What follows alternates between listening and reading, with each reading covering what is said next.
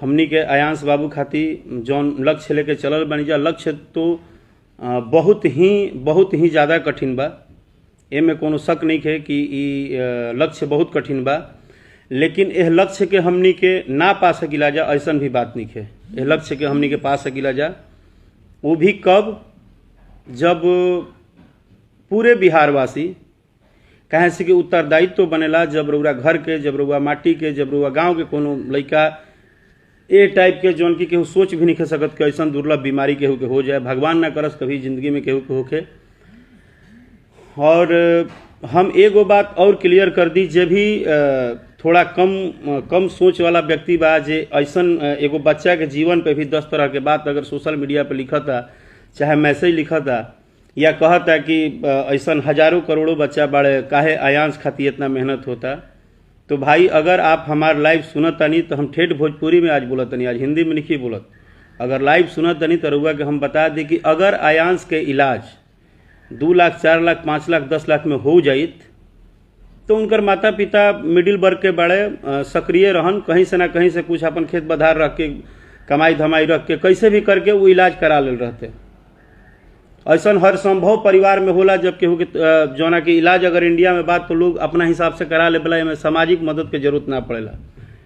लेकिन अगर आज हम देश के कहब, देश के अगर आज तक न्यूज चैनल से लेके जी टीवी से लेके बिहार के तमाम जितना भी बिहार झारखंड न्यूज चैनल बा, अगर तमाम न्यूज चैनल पे आयांश के मैटर चलता, तो जितना भी पढ़ल लिखल आदमी बाड़े जे मीडिया से जुड़ल बा, चाहे सच तक में, जैसे हमारे मनीष बाबू बाड़े जो दिन रात प्रयास करते रहे, हमारे नागेश भाई बाड़े दिन रात प्रयास करते रहे, या जो भी हमारे कलाकार बंधु बानी, अंकुश राजा जी, गुंजन जी, बड़े भैया पवन सिंह जी, खेसारी जी, तमाम लोग जे भी जहाँ से भी पोस्ट कैले बा अपना आईडी से, तो कोई भी आदमी बिना जाने सोचे समझे ना पोस्ट करेला।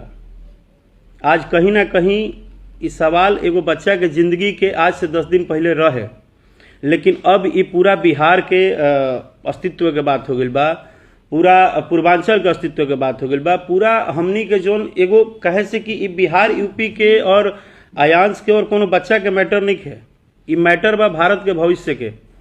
एक मैटर के गुहार तक हमनी के प्रधानमंत्री जी से भी लगौले बनी जा, और दिन रात हमनी के 4 करोड़ लगभग पैसा हमनी के एकत्रित कर देनी जा, और पूरा के पूरा जनता जनार्दन, एक एक व्यक्ति, केहू विदेश से, केहू जहां से तहां से, जे जहां सुनता, ए टाइप के छोटी से भी छोटी, कम से कम एगो बच्चा के जिंदगी पे रउरा सभे कोनो कंफ्यूजन मत फैलाई। काल शाम के 4 बजे जब आरएमपी म्यूजिक चैनल से, आरएमपी म्यूजिक जब रउरा सभे यूट्यूब पे सर्च करब, वो चैनल पे गाना हम एक खातिर डलनी है, हम आरएमपी म्यूजिक पे गाना कहाँ डलनी है, इहो सवाल रउआ हमरा से कर सकिला। काहे से कि ओकरा पर आवेला हर चीज हमारा कंट्रोल में रही, हम उस सारा के सारा लागत आयांश के जिंदगी बचावे खातिर कर सकिला, हमरा केहू से पूछे के ना पड़ी। अगर रउरा वो चैनल के काल सब्सक्राइब करब, काल रउआ जब वो चैनल पे गाना सुनब, अगर चैनल के माध्यम से गाना नहीं आवत रउआ भी, रउरा खाली यूट्यूब पे जाके सर्च कर दे कि जुग जुग जिए बबुआ आयांश। ये 16 करोड़ का सुई नहीं है, ये संजीवनी बूटी है।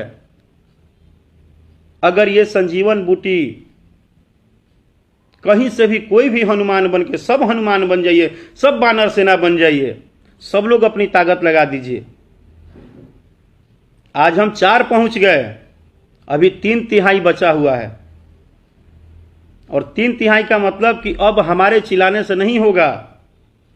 अब हर घर में एक राकेश चाहिए, हर घर में मनीष कश्यप चाहिए, हर घर में नागेश चाहिए, हर घर में अंकुश राजा चाहिए, हर घर में गुंजन चाहिए, हर घर में पवन जी चाहिए, हर घर, हर व्यक्ति, हर घर में खेसारी भाई चाहिए। हम सभी को बोल रहे हैं कि आज लड़ाई किसी की स्टारडम की, किसी के गाना चलने की नहीं चलने की, गायक का, अभिनेता का, नेता का, किसी का नहीं है।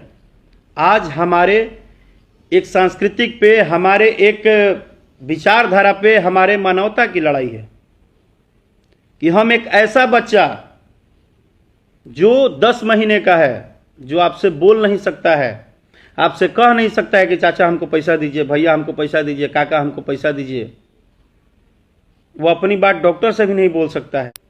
मैं एक कलाकार हूं, मेरे पास और कुछ ऑप्शन नहीं था, तो मैंने आज गाने के माध्यम से वो काम कर दिया हूं कि कल 4 बजे जब गाना रिलीज होगा, तो कल के बाद अब आपकी ड्यूटी है कि इस गीत को आप भारत के हर कोने कोने में, घर घर में कैसे पहुंचाते हैं, कैसे शेयर करते हैं।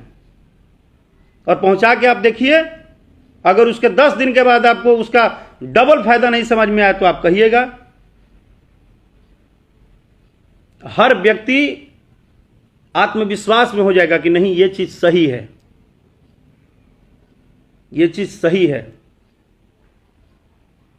इतने रात को आप सबको हम थोड़ा परेशान किए।